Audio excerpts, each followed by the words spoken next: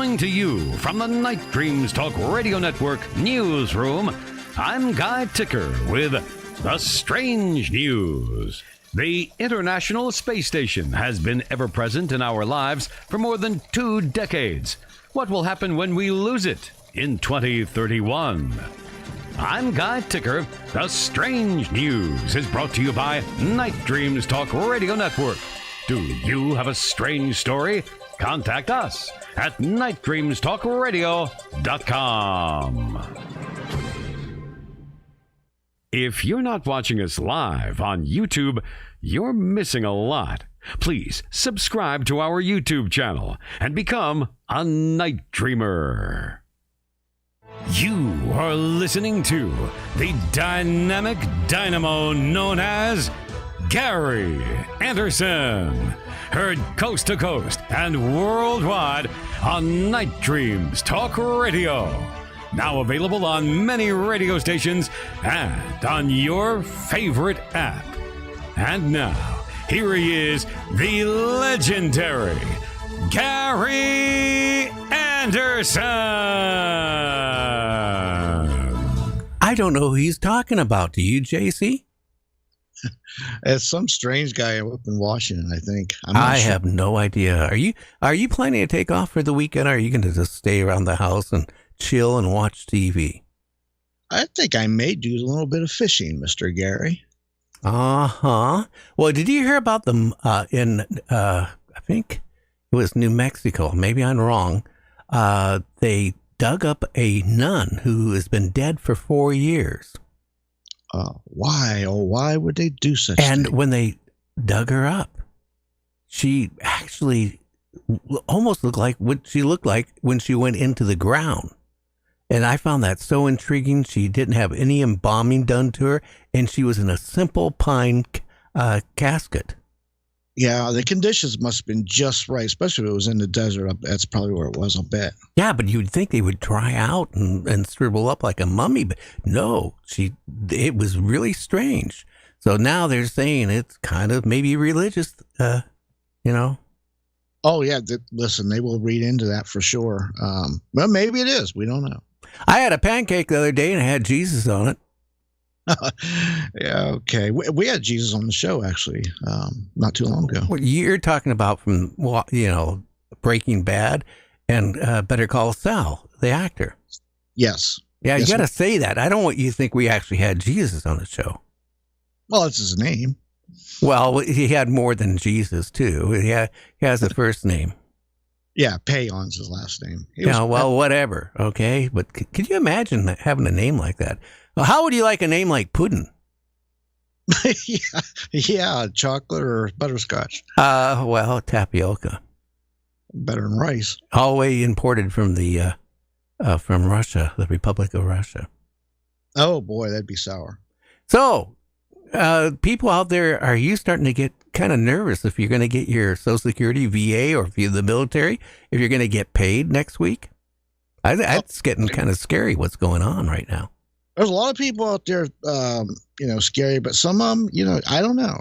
People are edgy anyway. That seems like as a whole, people are just more edgy nowadays than they used to be. Yeah, but again, remember last night I was talking about a person in California, an elderly person like me, got so upset that he was going to be homeless that he committed suicide because he thought, how am I going to pay my rent? How am I going to buy food? And he left a suicide note.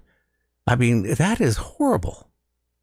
It is horrible. Hopefully, other people don't give in so quickly. My goodness, you don't know what's going to happen, but don't presume the worst. Just hang in there. A lot of UFOs been sighted for the last couple of weeks. It's kind of like every day you read the news, there's a UFO showing up here, a UFO showing up there, and one right there. There has been a lot of, matter of fact, I think Turkey's had an uprise on sightings, and there's a couple other places, but I'll tell you what, our guest tonight, he analyzes some of these things. Oh boy, I ought to send him all the pictures I get from the listeners. I get like about 50 a week on the average of people sending me videos and pictures of UFOs. One guy kept insisting, this is UFOs and ETs, and you can clearly see it's his porch light with bugs flying around at night. Yeah, or like the ones that throw the frisbee or the hubcap up in the air. Oh, yeah.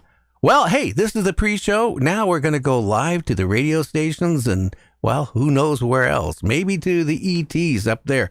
So stay tuned. Check our website out at www.nightdreamstalkradio.com. It'll be updated this weekend. And here we go again.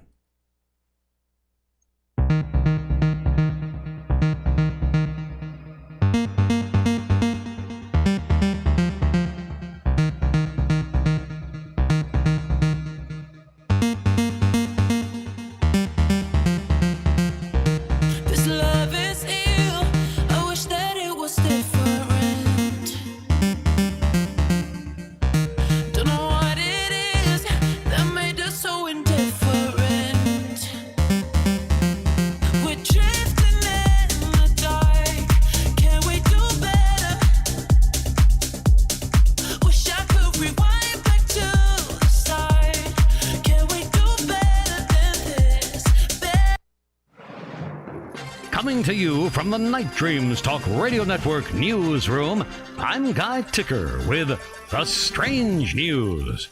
Authorities in New Jersey are investigating an odd incident wherein what is believed to be a meteorite smashed into a residence and left a sizable hole in the roof. I'm Guy Ticker. The strange news is brought to you by Night Dreams Talk Radio Network. Do you have a strange story? Contact us at nightdreamstalkradio.com. Coming to you from the Night Dreams Talk Radio Network news. Already did that, didn't we? Yes, we did. Yeah, well, you know how it is. It's Thursday, and I'm thinking about taking off tomorrow. I'm going on my vacation tomorrow, people, and I'll be gone for just over a week.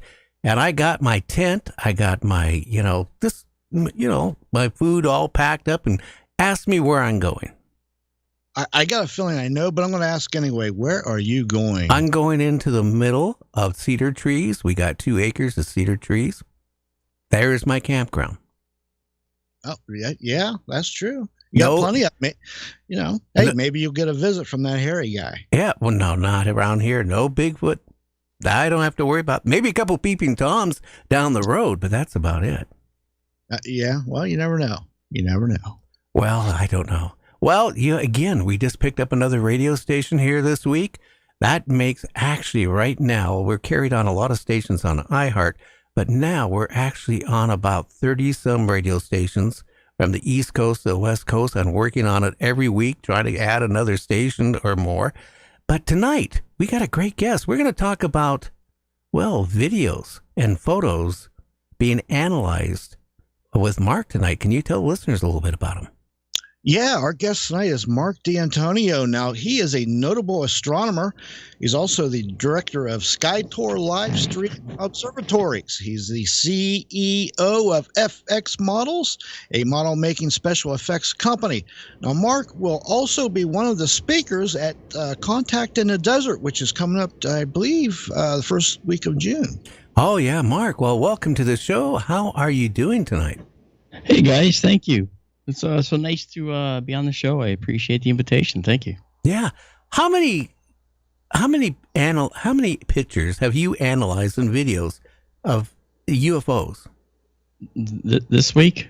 Oh, how about today? I mean, if you're like me, yeah. I get them all the time. I did about 2 or 3 today, but I actually get on average maybe 500-600 every 4 months or so. I guess every 6 months I'll get 500 or 600 that get thrown my way.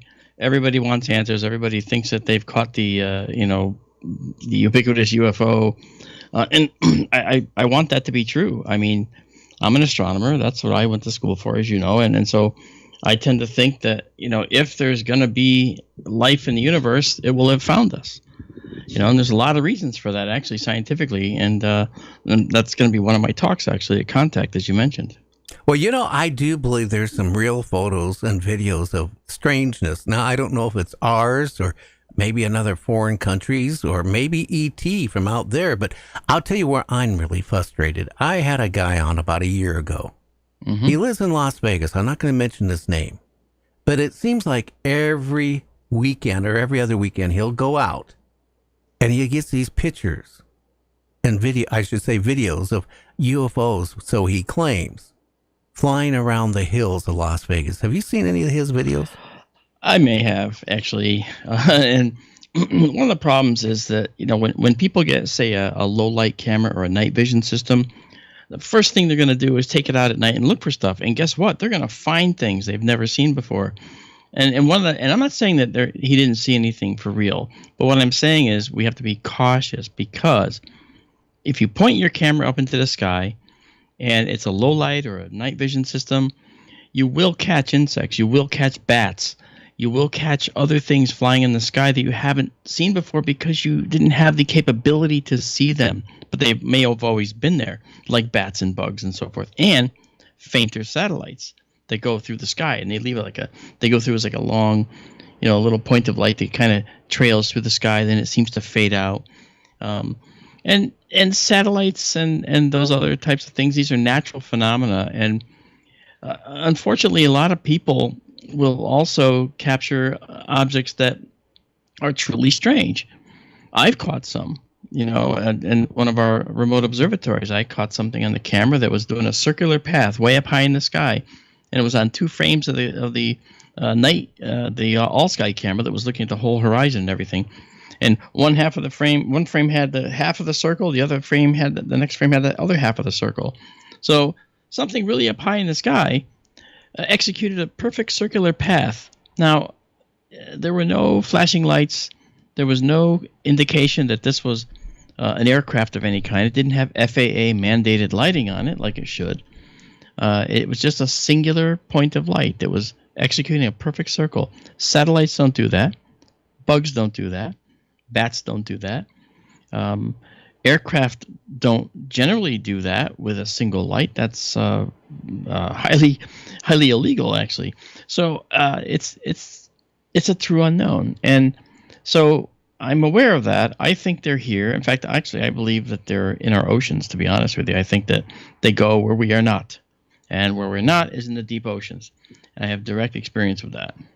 Well, I agree with you. That's one of the safest places for them to go, and maybe even Antarctica, where humans aren't, populating the area. Yeah, maybe, as long as they're not subject to the conditions.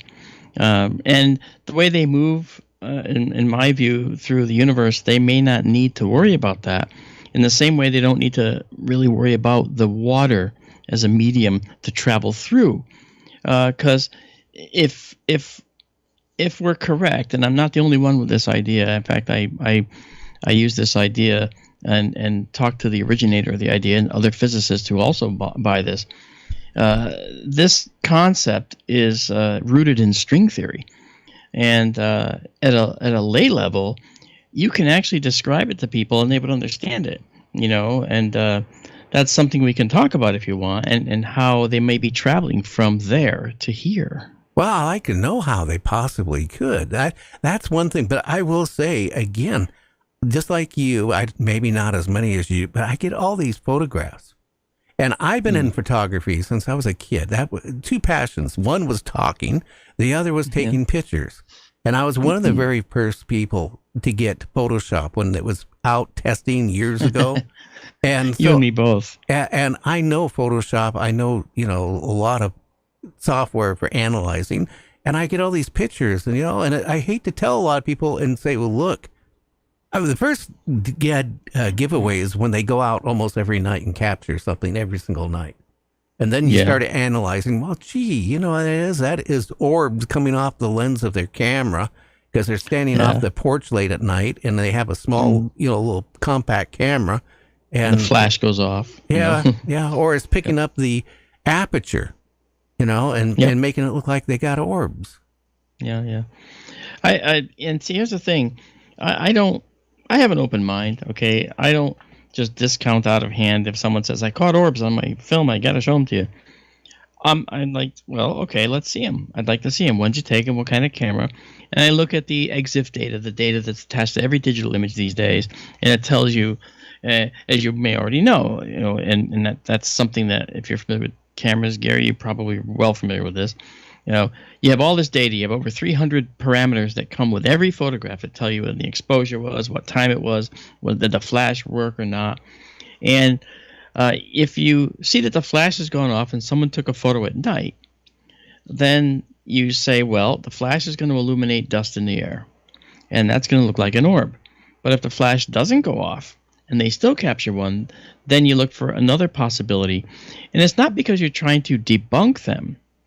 It's because you're trying to do the diligence and put it through a very, very narrow funnel of processing and analysis, so that whatever comes out of the bottom isn't trapped out somewhere along the way as a known, and whatever comes out the bottom, that's a true unknown, and you've got to be able to stand behind that, right? So I'm very rigorous on the data, and you know, sometimes people say, you're just a debunker. No, I'm not. I've had experiences I cannot explain, and including an implant, I think, that was shoved up my sinus. I remember every bit of it. Okay, now, Mark, before we go any further, you opened up the can of worms here. And you know what? But that's they good. opened it up on me. Okay, what was your first encounter like with something before we go into the implant? Sure. My first encounter was when I was a kid and we were going to a pond here in Connecticut where I live. And I remember getting on the bus with my little bag lunch, my little short pants. I think it was June.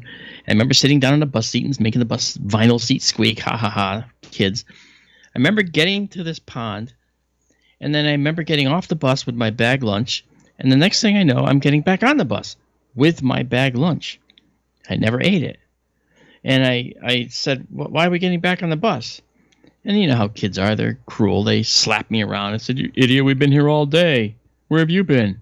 And I was like, I just got here. Didn't we just get here? No, you blah, blah, blah. And then, you know, as I said, kids are mean. So I lost the whole day's time. And when I came home that night, I put the lunch on the counter. My mother said, hey, why didn't you have your bag lunch? And I said, I don't know. And I went out to play. She said, I'll call you when dinner's ready. Okay. I went out to play with my friend. And all of a sudden, I started feeling really strange. And I collapsed. And I started having convulsions and seizures. And I remember slapping my head on the ground and hitting the sand really hard. And seeing ants crawling around. Now, as a kid, shouldn't you be scared that there's something medically wrong with you? I would think so. But I wasn't. For some reason, I was going, hey, look at the ants. And I'm slamming them with my forehead going, I'm going to hit some ants. And it's like, it wasn't me. And then they called an ambulance. They brought me to the hospital. And, of course, the doctors looked at my forehead and saw this lump on my forehead where I was slamming my head in the ground. And there's some dirt in there, and they pulled the dirt out. They got rid of it, cleaned it out. I said, well, okay, to my parents, he's apparently had a concussion. That's what that lump is on his head. So that's what's wrong. He'll be okay. Well, that's not what happened, okay? That's not at all what happened. So, you see, as a kid, I just wanted to get out of the hospital, right? I don't want to stay here. I want to get, Mom, take me home. So that was my first encounter. And I don't remember any of it because the time is gone. Nothing's there that I consciously remember. Maybe it's there buried up in here somewhere, but I don't know. That was the first one. How about how many other ones have you had? The second one I had was the one that was the most disturbing, and that was one where I'm just saying what I saw, okay? I was in bed, actually exactly 1 mile from here, 5,280 feet. I measured it. Crazy. And at the old house, one of the reasons I moved out of the house was because of this experience. And I remember being awakened at 3:15 in the morning, and I heard this knocking. It was going. It was like 3 series of 3 knocks. What the heck is that? And it was up at like the peak of my roof, and it kept happening. And I had greyhound dogs at the time, and they're looking up at it too. And I was like, well, whatever that is, maybe it's a woodpecker. I have a vinyl-sided house. He's a moron because he's not going to get anything out of the vinyl siding if he's looking for bugs. So I went back to sleep. The next night, same thing. Right? Again, I look at the clock. It's 3:15. And this time I get up, and I walk over to the window, and I lean over the dogs that are sleeping under the window that are looking up at this sound coming from the peak of the roof. And as I press my face against the screen, I get a poof, a flash of white light in my face. And it's flash blinded me. Now I'm just holding still. It's a summer night. And I can see the street light in the distance slowly fading back in the view as my vision was coming back. And I was like, whoa, what was that? And so I pushed away from the windowsill and I looked down and both dogs were gone. I was like, what? And the dogs were named Tycho and Kepler, astronomers' dogs, right? So I found Tycho hiding in the laundry in the closet. And Kepler was outside the room, ears back, hunched down, making a low profile. Something scared them. Well, the next night, I was awakened again. And I went to turn my head to see what time it was, thinking, oh, it's going to be 3:15 in the morning again. But I couldn't move my head. Now, I meditate. I understand hypnagogic states. And the hypnagogic state is something that you can actually use to your benefit. And I thought, oh, I was waking up kind of in that half-asleep state. It's actually very pleasant. And then I said, all right, well, I'll just get up now. I'll wake up. I'll push myself out of it. And something was holding me back from coming back out of it. And so I started to look. I could see in my peripheral vision, I could see the faint outline of the window that was outlined by that street light in the distance. So I went to look at it with my eyes and turn my head. I couldn't move my head, and I couldn't move my eyes. They were fixed. And I was like, uh-oh, what the heck is this? And now I'm starting to panic. And then through that, and I'm doing it this way, looking at you, and then right to my right, I see something cross in front of the window in silhouette. And then it starts approaching me.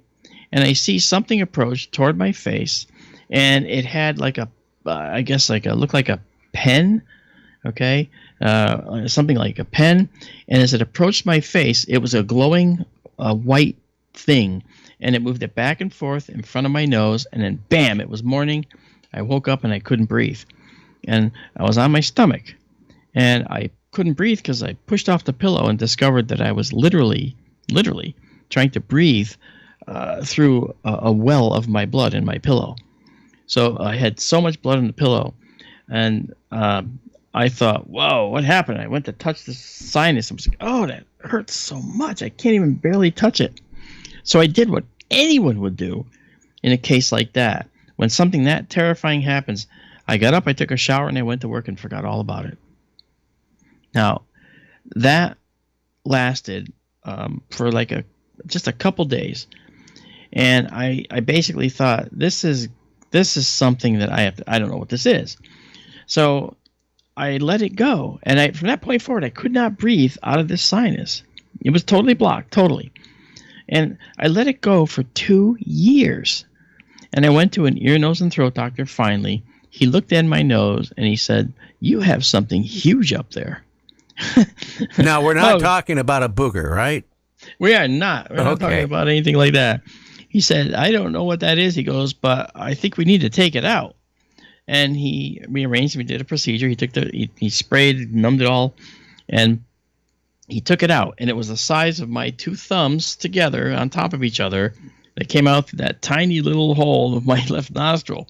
You know, I felt like Arnold Schwarzenegger in Total Recall, where he's trying to pull that thing out. The guy, gotta get it out, pulls that thing out of his nose. And it was just impossible. But it came out, and my first thing I said to him was, can I have that? Because I had a suspicion. And he said, well, absolutely not. I have to send it down to pathology and have them make sure it's nothing, malignant. And he goes, but, call me in a week and I'll let you know the results. I said, oh, okay. So no problem. So I called in a week. All right. Now, I don't know. You've probably heard this stuff before, Gary, this kind of thing. I called the guy and I said, hi, this is Mark. And the lady said, oh, hold on. Doctor has to talk to you. Uh-oh. Yeah. What is it? Like head cancer? My head's going to fall off. I don't know. He gets on the phone. He says, Mr. D'Antonio, hi, yeah, I just want to let you know it's probably something benign and nothing to worry about. I went, oh, so you didn't get the results back from pathology? And I'm hearing like crickets, right? What's going on? And he says to me, he goes, and I swear on all that I believe, his following statement is true, word for word. He said, this has never happened in the 32 years of running this office, but he goes, we sent it to pathology. They signed off for it, but they can't find it. Oh, I see. He goes, but don't worry, it was benign. Nothing to worry about. Yeah. Okay. Now, you know where my mind's going, where your mind is going too. Yeah, sure, it's benign. Okay, or sure, sure they lost it. Well, I let it go, right? I let it go, and 4 years later, I had to go back to him for something else. When I walked in the office, on the intake sheet, this time I put for my occupation what I was doing, and I said, special projects for the U.S. Navy, because that's what I did. And I still do on occasion, okay? And when he walks into the office, he walks into my treatment room, he's reading that, and he goes, oh, you've done special projects for the Navy. I go, yes, sir, I have. He goes, you know something? He goes, I just gave up my top secret clearance this year. And he had this little smile on his face. I was like, are you serious? What were you doing? Taking out top secret nasal polyps out of someone? Jesus, what are you doing? And he goes, no. He goes, I wasn't always a surgeon. And then he started to tell me how he took part in a Navy operation in the Pacific where they cleared 1,600 miles of ocean all around them so they could do this test. The test was to fire a nuclear weapon to the edge of space and take down an enemy satellite. And he said, and it was a raging success. He goes, I was in charge of trajectories and some of the other details, and I've been a consultant for them on other matters for many years until this year. And I was sitting there dumbfounded. I'm going, wow, that's really cool. Thinking in my head, now I know what happened. Now I know exactly what happened. I know what happened. Your specimen got sent off to some government agency. I tell you that. Yeah, right. I mean, I'm sure that's probably what it was, but of course, he described this program, and I think I remember that program. I think it was called Project Starfish, undertaken by our military in the Pacific on an atoll where they actually fired a nuclear weapon into the ionosphere. And there's a famous photo taken over Honolulu, Hawaii, thousands of miles away. And for a brief moment in time, Honolulu is lit up like daylight in this photograph. And it was a black and white photograph. And I think that was the blast that he was working on. And I think they said ostensibly, well, we're just trying to test what nuclear weapons do in the upper ionosphere. Oh, okay. I mean, that's what people would say. Or we're trying to set off an EMP pulse to damage an enemy satellite that's several tens of miles above it. Now, what year was that roughly? Geez, I don't know when Starfish was done, but that was I believe in the early 60s maybe. Well, I got to know Ronald Reagan through a friend of my dad's. And, I talked to Ronald Reagan one time, and I asked him, this is while he was president, I said, Star Wars, is that going to protect us against the Soviet Union on a nuclear war? And I remember distinctly, he just paused for a second, he goes, well, it'll protect us against them out there. And then he corrected himself real quick. A week later, he's up the United Nations, right? And he's doing his alien, little speech. Oh, about Gorbachev? No, talking about, if aliens and all this, what would, we need to come together and all that. Right. It would unite Gorbachev and the United States. The Russians and America would be united. That's right. I remember that. Very, very vividly, actually. Now, that's interesting, Gary, because that's something I think that, most people don't realize is that the government doesn't actually have all the answers. So when he says protect us from them out there, we're seeing them out there now. The submarine silent service, as they call it, captures reports. I know this firsthand because I was and I call it a guest on the nuclear submarine, and that was decades ago. I can't say exactly when. Okay, I was doing that kind of work, and I was at sea on a submarine, and I was seasick because, let's be clear, there's sewer pipes with end caps, and they roll like you can't believe on the surface, and they don't dive until they get further out to sea. Well, on this sub, they dove, and by that time, it was already too late. I was sick as a dog. embarrassed too. I didn't want to get sick on the captain's shoes because I was going to have dinner with him in the wardroom later. It's like, oh, they do that for the people that are on board as special guests. And so I figured, hey, I'm a special guest, so I'm going to get some excellent treatment, and they were very nice overall. They really were. But, that kind of went to my head a little, but it backfired, and I'll tell you how. I was sitting next to the sonar guy, and I was trying to get rid of my seasickness, so I'm just taking deep breaths, closing my eyes, and I was lulling myself into a light sleep state to just meditate and get rid of that seasickness. And the submarines are very loud inside. You got high pressure air, you got people talking, noises, okay? And the sound doesn't get out. That's the magic of the Navy. Well, anyway, the kid running the sonar to my right, okay, there's 4 stations. I was at like station 2, he was at 1, and then 2 and 3 and 4 weren't even in use. And so I'm sitting there at 2 because it's quiet and it's dark, trying to relax my stomach. And I'm almost drifting off to sleep, Gary, when all of a sudden I hear, con sonar, fast mover, fast mover. I'm like, what? I wake up thinking, oh no, why did I say I wanted to go on this trip? I'm going to die out here. That's a torpedo. We're being fired at. Everything went through my head really fast. Well, the executive officer just saunters around the corner very nonchalantly. And I'm thinking, hurry up, man. Something bad's happening. And the guy says, as it turns out, there was a reason why he did it that way. He says, what do you got for bearing and range? And the kid said something to him. I couldn't hear it because of the noise, as I mentioned. He was looking away from me. The XO was up looking down at him, so I could hear what the XO said. And the kid was talking in normal voice, and a normal voice right next to you, it's hard to hear unless they're facing you. So anyway, he gave him the bearing and the range, and then the XO asked for the speed. And this I heard very clearly because the kid was incredulous. And he turns to the side, puts his arms out. He's supposed to be able to classify every sound he hears in the sonar, every single sound. They can't have an empty box. And he says, several hundred knots, sir. And he just sits there, not knowing what to do. Several hundred knots, sir. And the XO doesn't blink, doesn't do anything. He just looks at the kid and says, okay, log it and dog it. And the kid says, sir, yes, sir. And he turns back to the station and carries on.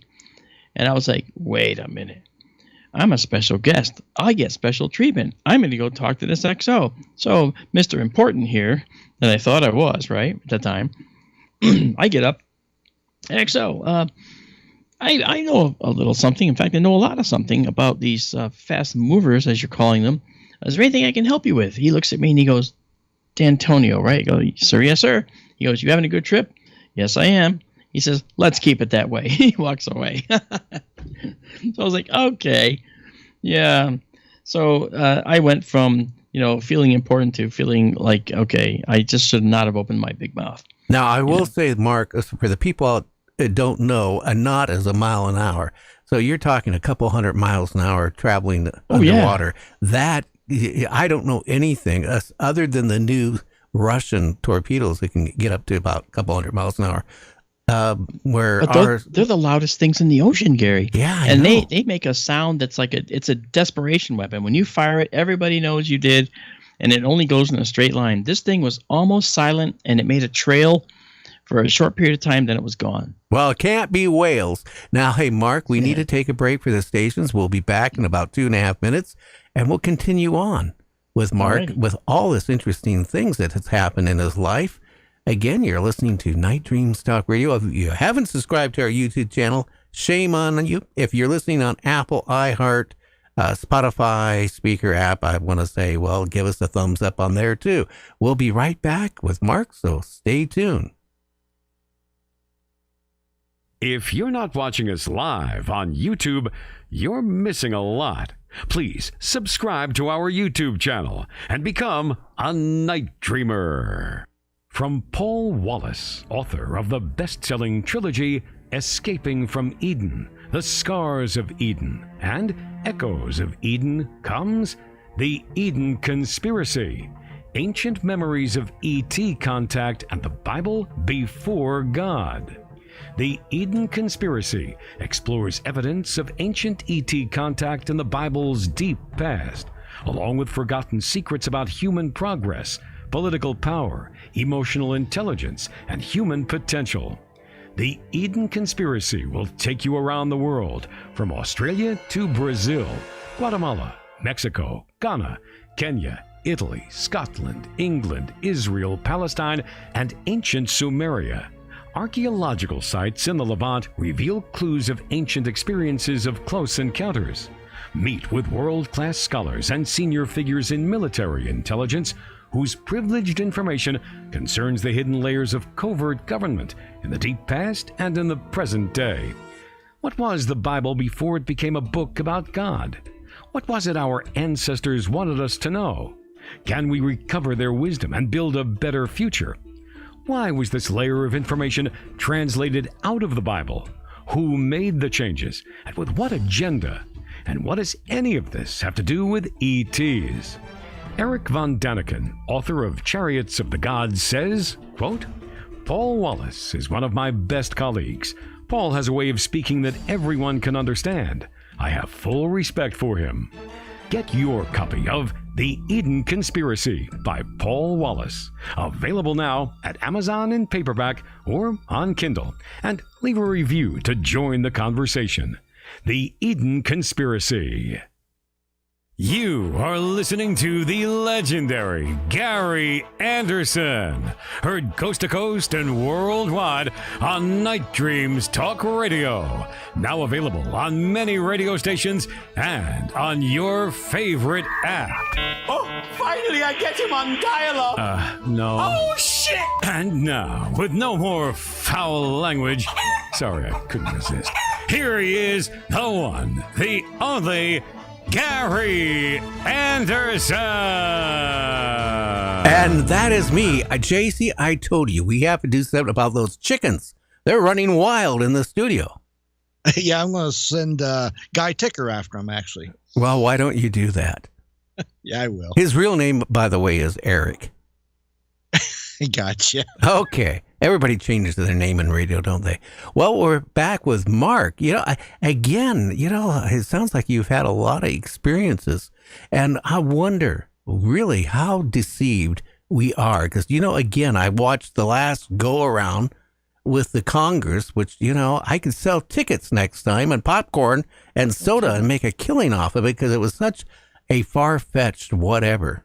Yeah, I agree. And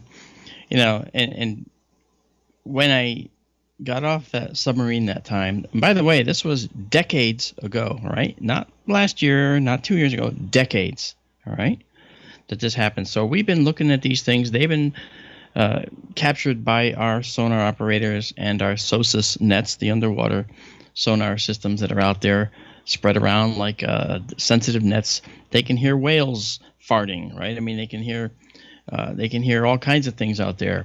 Well, this problem has not just happened with our Navy. It's happening with the Russian Navy, the Chinese Navy. Other navies capture these. I hear from other submariners, oh, we called those jellyfish on our boat because we had no idea what they were. But we had to call them something. So we called them jellyfish. Right? I mean, that's... Now, just because you see it on one boat, you're not really sure you saw what you really saw. Maybe you're experiencing something else. I had to do a job for the Joint Chiefs a few years later. Okay, I've done work for the Office of the President. I've done work for Joint Chiefs and in my visual effects business and model making business, and I did this project and I went down to Washington to deliver it, and I talked to one of the chiefs. And a very specific chief, a very important chief, and I said to him, and I shouldn't have said it. In my mind, I was in my brain saying, don't say it, don't say it, don't say it. And the words were already coming out. What can you tell me about the Fast Mover program? That's a quick way to kill a career. Yeah. So I said that to him, and to his credit, he didn't dismiss me from the room. He didn't have me arrested. He didn't have me brought up on charges. He didn't feign ignorance. He looked me right in the eye and he said, "I'm sorry, Mark, I can't talk about that program." Did he turn red, though, at all in color? Not at all. Okay. He just, like nothing. He just said, "Oh, I'm sorry, I can't talk about that program." "Oh, no problem, sir. Anyway, here's your work for you." I mean, that's literally how it went. And I drove back from Washington that day like this, like, oh, I can't believe what I heard. It happened. He didn't admit anything, but told me everything. You know? And so, in other words, and I know why they're doing it. Okay, I know enough about the armed forces and having worked with them for decades. I know for a fact that these things are out there, that they report these things, but that's all they can do is report and observe. And the reason they do that and the reason they don't move on them is because they haven't exhibited any threatening behaviors. They exhibit standoff techniques. They come and go at the edge of the sensor capabilities. Sometimes they're blatant, okay, but most of the times they're right at the edge of sensor capabilities. And so because they're not a threat and because they are suspected to be an advanced technology of some kind, the directive is just observe and report, guys. That's all we can do. Observe and report. I got a question for you. I don't know him really well. A retired 2-star general from the Air Force. Mm-hmm. Now, he claims that they have sent our fighter jets after these things. And occasionally, the crafts, the jets, like, break apart. And he says they put it down as a training accident. Have you heard anything? That could very well be. Yeah. That could very well be. Now, here's the thing. In the case of a jet going after, say, a UFO in the sky, listen, UFO occupants, if they exist, okay, UFO occupants are fallible. They're not infallible. They're not gods. They're not untouchable. The only thing separating them from us is their technology, and technology fails sometimes. And sometimes technology makes them visible to us. Their technology in that failure will make them visible. Especially if they travel the way I believe they travel.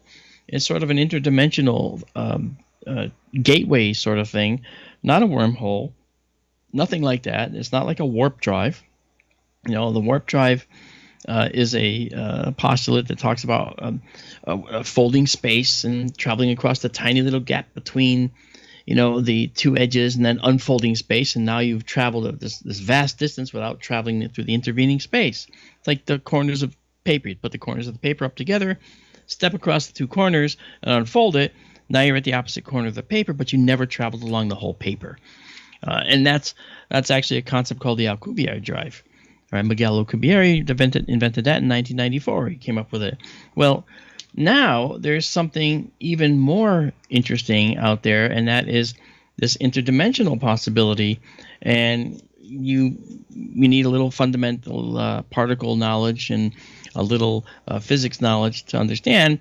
But at a lay level, what it means is we can leave our 4 dimensions, our X, Y, and Z, all moving through time, and go into a 5th dimension. Right. All right. That 5th dimension has a specific name. It's called the bulk, like bulk produce, you know, bulk. And if you can get into the bulk, which you do by generating particles that actually live in the bulk, and it pulls you into the bulk if you generate those particles, then all distances in the bulk, the farther in you go, the smaller the universe around you becomes. Everything is compacted, and that's the nature of the bulk. And so you could literally punch out of our 4 dimensions, go into the bulk, and punch back in at another place.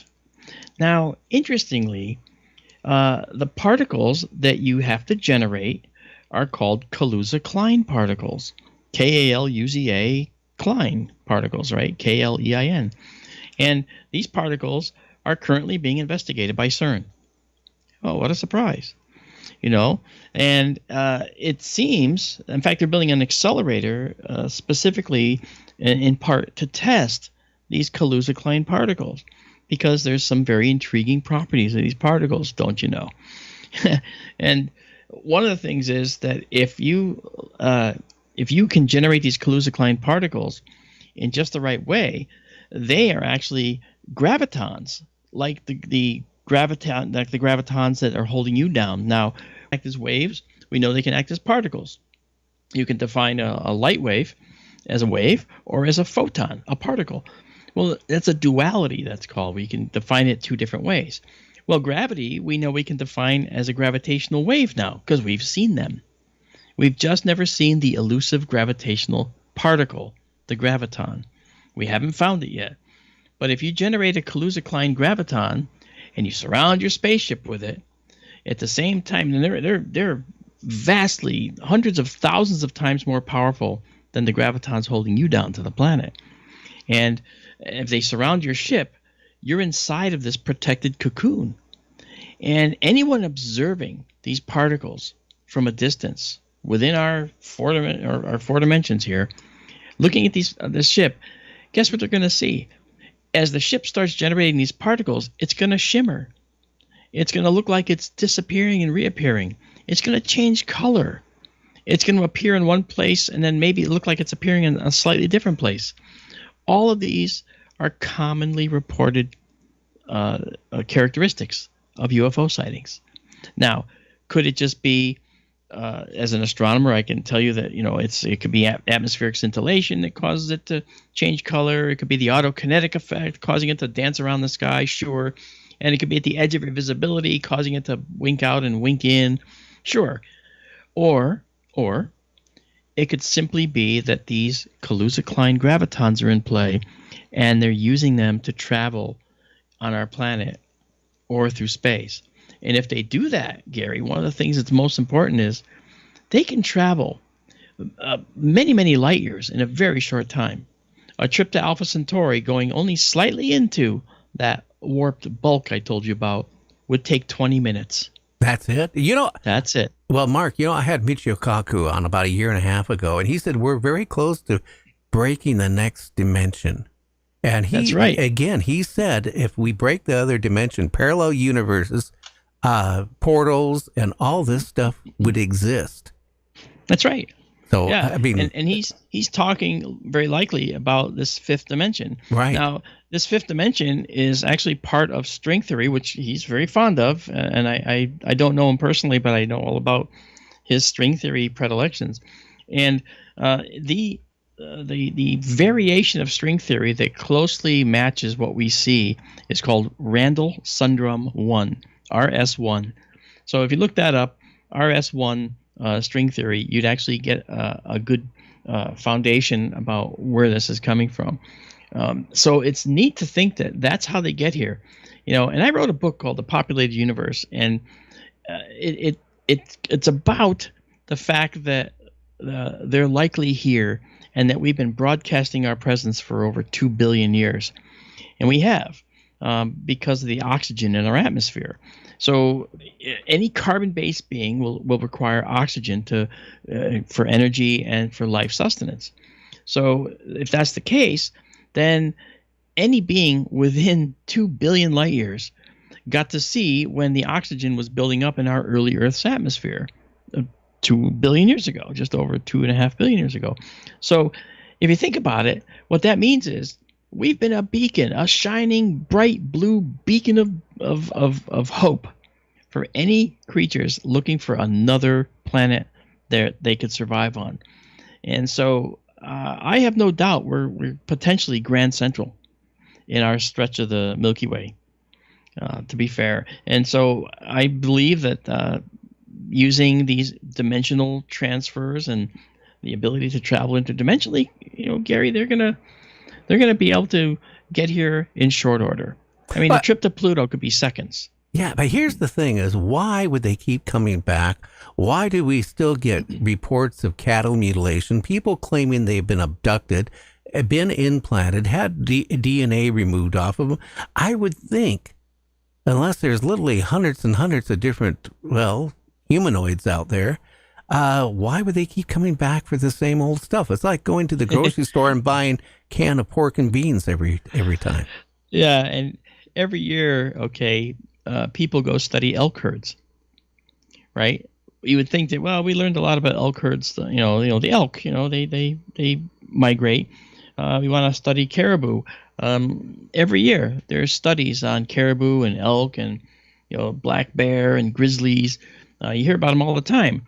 So why do we repeatedly go back? And the answer is because we want to know more. because we want to learn more. That's something, by the way, that every single creature on this planet has. Every creature, a multicellular creature on this planet, it shows a characteristic known as curiosity. Every single one of them. Now, curiosity is supported by their evolutionary desire to succeed and propagate and replicate. All right. So the curiosity is something built in. And I think that's a template. I think DNA is a template provided by the universe. And I think carbon-based life and carbon itself in a habitable zone world like our Earth around our sun, this is a template the universe provides. It didn't only happen here. Yeah, it happened in many places, as you already feel, I'm sure. I do. I feel that we're not. A lot of people are so naive. They think that we are the only advanced life walking around. And I had Captain Paul Watson on. Remember Whale Wars back years ago? Oh, yeah. Yeah, he's been on our show on a regular basis.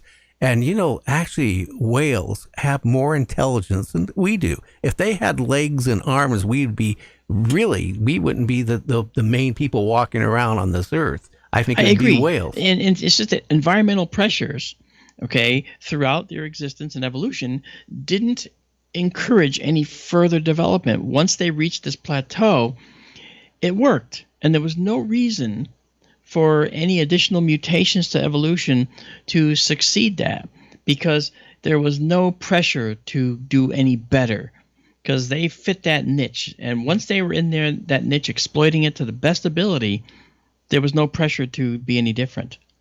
And I agree with that. But here's another thing. If these ETs are coming and visiting us, like you feel you've been implanted, I know something happened to me in the mid-'70s because, like you, I went to my doctor back, in the late, it was actually in the 2000s, mid-range, to get, I was going to have an operation. And when they did the MRI and I went back to the doctor, they said, well, where did you get that metal in your spine below your neck?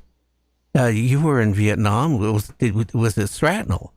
And I go, no, I destroyed my tailbone, but not that. And then the doctor started looking at my back and around my neck area. He goes, well, there's no scarring. But ever since then, I'll be honest with you, ever since the mid-'70s, and when they started putting, these metal detectors in the courthouses and stuff, yeah, my one son got in trouble with drugs, so I had to go to drug court every month in Pierce County. Every month, I would set their alarm off. And I tell you, that was embarrassing. But I can't go on an aircraft without setting an alarm off. I can't do nothing. And again, I don't know what happened, but I know that in the mid-'70s, in my car coming back from North Carolina to Seattle in the desert of New Mexico, in the middle of the night, there was a bright light. It was hovering over us and it was bright. And I thought, okay, I'm going to get a big ticket. I'm going to go to jail because I don't have the money to pay it. I get out of the car and the light was so intense and poof, it was gone. And that's what made me a believer. Seriously. It doesn't take much, does it? Because we know that there's really nothing. What the thing is, we inherently know when we see something truly anomalous. Now, people will be intellectually dishonest, and when a police helicopter flies over and it turns on a light, they'll say they didn't hear a sound, but they did. Okay, but you know it, right? When you see something that just doesn't make sense, you know that it's something weird has happened, and you don't know what to do with it. We struggle to find some box to put it in that says, okay, that's what happened. Yeah, this over here, yes, I know what that is. But this phenomenon, just like you experienced, is something that we can't explain. Not yet. As I said, the only thing, Gary, that stands between us and them is their technology. And we are piercing the veil little by little. And the time's going to come when they're going to have to get a little smarter. Now, here's the thing. You say, well, why? You mentioned it before. Why are they coming here? And why don't they just show themselves? Well, for the same reason you don't go stomping on a fire ant hill. You're way more intelligent than a fire ant. But the fire ants will come streaming out. They'll crawl up your leg and they will sting you until they make you expire. Yeah. They can kill you. You won't go into the middle of an elk herd and say, excuse me, can you hold still? I got to put this radio collar around your neck. And you're going to put the right? You're not going to do that because the others are going to go, just like, they're going to just trample you. So alien visitors are at a disadvantage, and they know it. They know the only advantage they have is their technology. And they're trying to stay away because they know that in any numbers, we can hurt them. We can kill them. We can do, and they know that we'll be violent. They just have to observe us. Yeah, but what if they have that button like on Hitchhiker's Guide to the Galaxy? Yeah. They push that button and Earth is like, poof! That's right. We're making way for a new galactic superhighway. Yeah. Well, here's the thing. How about cattle mutilation and human mutilation? Yeah, that's a really interesting, treacherous path, because I don't know if it's biological. I don't know if it's truly laser precision. I mean, they say with laser precision, this thing was cut. Well, certain bacteria only eat certain types of flesh. And I'm not trying to dismiss this. In fact, Linda Moulton Howe would have my hide for it. I know Linda very well. We're friends. And I know that it's true that certain bacteria will eat only a certain portion and leave a surgically precise line of untouched cells. Literally right to the cell membrane is left untouched. Yeah, but could they do it in a period of 4 or 5 hours? Well, that's where I was going with this. Okay, if that happens over a period of a couple days, all right, in the desert or out in the middle of a field, a farmer's field, you can understand that. But if it happens overnight, that's something that's harder to understand. See, because one of the things with ufology is that you see things you don't understand, and it's easy to dismiss them and say, oh, well, that's just a bird, okay, or that's just insects, or that's just bacteria eating mucous membranes, okay? But you have to keep in mind that many phenomena look like other things that are natural phenomena. And so differentiating between the two is very important. And what you just said is very important. Can it happen over 4 to 5 hours? That's very important. Yes, it can happen over 3 or 4 days and look almost exactly the same. But wait, this cow was fine yesterday afternoon. It ate feed at 5 p.m. and this morning it's missing a certain line of flesh and it looks like it's surgically precisely eaten away. See what I mean? It's a different type of phenomena, even though it looks the same as a normal phenomenon, but it occurs in a different manner through a different means. And that's where we fall down. We can't differentiate between the two. And if it looks remotely like something else, we're going to just say it's the something else. Well, here's one. I know a former park ranger, law enforcement one, who was actually, before he retired, he was in charge of a big area. And here's what he said. Now, JC, you might want to jump in if I'm off on this. One of the reports, there was a young kid who would go take pictures, and he was looking to get a picture of a Bigfoot. So all the rangers knew the young kid. And then all of a sudden he went missing. And then they found his body. Now his body was sitting, if I'm right, on a tree stump, JC. Yes. And his camera bag was down by his feet. It still had food in it. His camera equipment was there. But everything from the belly button up was totally gone. Everything from the belly button down was there, and it looked like it was cut with a laser. And there was no blood or insects or any predation that had taken place either, and all the food was still in the backpack. Yeah. Yeah. See, when you, from a crime-solving position, okay, you would say, well, if there's no blood, it means the body was brought there after the blood was, released or let out elsewhere, right? You say it was a body dump. And that's something that, happens, unfortunately. And so you might say, oh, was it a body dump? But sitting there like that, it almost looks like it was either posed by some sick person that might have taken his life, or something else strange happened. We don't know, do we? And that's the thing that now, of course, the rumors can start. Nobody really knows what happened to him. I can say this, Mark, that the Park Service, covered it up. He went back, was it a week or two later, and tried to bring up the files, and it was classified. He couldn't even, and he was one of the main investigators, and he couldn't even get into the information about it. Like it was non-existent. Yep. Now, from a point of view of a park service, they might say, we don't want this story getting out. Bury this. Just we don't want tourists to not start coming. We need tourism. Okay, we need tourism. Don't let this story out. You can see how they would do that. But if it was truly like a classified event now, that is far beyond Park Service. That goes up higher levels in armed services, even maybe even to private sector.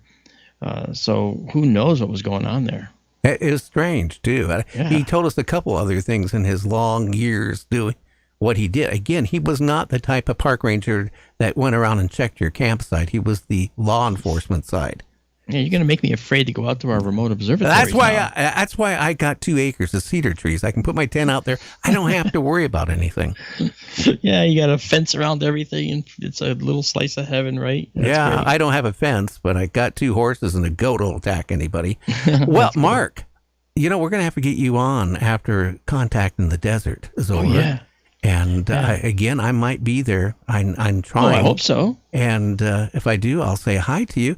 Now, do you have anything you want to share here? We got about 3 minutes. And Sure. Go ahead and share. Yeah, sure. I mean, I have. I'm the director of these observatories. It's called SkyTour, one word, LiveStream. It's on YouTube. We're on Twitch, Trovo, Facebook, YouTube, Rumble, and what we do is live. I show you the universe live in real time, and we take pictures. And as we take these pictures and images, which we get with our special telescopes in just seconds, not the many minutes or hours it takes to get these faint galaxies and things, we send them out of the observatory. They go up to the cloud. They come down to a server where you can go get them literally 30 seconds from the time we take them and download them for free. And this is a service we've been doing for, I guess, 3 or 4 years now. And I am an astronomer. This is what we look like, kind of a thing. But the observatories are remotely accessed. I'm in Connecticut, and I run the one we have in Arizona from here. It's in the Sonoran Desert, deep in the Sonoran Desert. To get out there, you're going to drive miles and miles and miles of dirt roads to nowhere until you show up at the observatory. So that's SkyTour LiveStream on YouTube. Check it out. Subscribe. It's all free. Check out what we do. We've got over 400 or more streams we've done. Some of them are an hour long. Some of them are 5 hours long, depending on what you do. And we have tables of contents in all of them, so you can see what objects we're looking at and so forth. And I am the Mutual UFO Network's chief photo and video analyst, so I'll be doing a lot of that. I'm going to be talking at Contact. I'm going to do a live SkyTour live stream, actually, with this live studio audience out there. And I will be doing a lecture on this dimensional transportation mechanism I was talking about as well. And then after that, I'll be in Roswell to do at the end of June, to do the Roswell UFO event out there and be talking about everything there and doing another live observatory. So it'd be a lot of fun. And, this is great. You can find us at SkyTourLive.com or SkyTourLive.org. We have both. And check us out. Well, Mark, it's been a real pleasure. If you want to send tomorrow or tonight after the show the link to your YouTube or whatever, we'll put it up on our website. We get about 27,000 hits a day on it. And I'll send it up as soon as we're done. Yeah, we'll put it up there for people can find it. Well, Mark, we'll try to get you back on after Contacting the Desert. I want you to have a great weekend, and hopefully the United States isn't broke next week. Well, Gary, you enjoy your cedar trees, man. I am. At least I know there's no Bigfoot out there. Okay, my friend, you take care. All right. Thank you so much. Have a good night. You too. Well, JC, I'm going on vacation here starting after the show. How about that? Listen, I've been telling you to go on vacation for many reasons, mainly because you need it. I know, but I'm actually going to go a little bit more than just my, 2 acres of cedar trees. I plan to go to the ocean. I'm still trying to work out a deal to get down to Contacting the Desert, and I want to enjoy it. So we're going to be off actually this a little over a week. We will run some replays. I can do that off our servers, and JC is going to, or the Hitman, I should say, which is actually JC, but don't tell the audience. We want to kind of build up the Hitman image. He'll be on Wednesday, and who is his guest or your guest? Well, the guest will be Von Breisler, and he's going to be talking about past lives. Do you have any? We may find out. Reincarnations, we're going to be talking about that also. So, yeah, when we come back, we're going to have a lot of great guests lined up. We got some of the best guests in ufology, Bigfoot, cryptics, and all kinds of interesting shows lined up, don't we? Yeah, matter of fact, the first show you're going to have when we come back is going to be with a Miss Arla Collette, and she's going to be talking about her scary encounters with Dogman. Okay. Well, I got a dog around here. If you came in here the night and knocked on the door and I opened it, I guarantee you, you would have an experience with a dog. No, thank you. That's a horse. Oh, it's more than that. Anyway, everybody have a good one. We'll catch you in a little over a week. Again, you can listen to almost 900 past shows on our website at www.nightdreamstalkradio.com. Again, I want to thank our guest tonight, Mark, and everybody on chat with, YouTube, then on chat with Spotify and all those other ones. So we will talk to you when I get back. Everybody have a good one.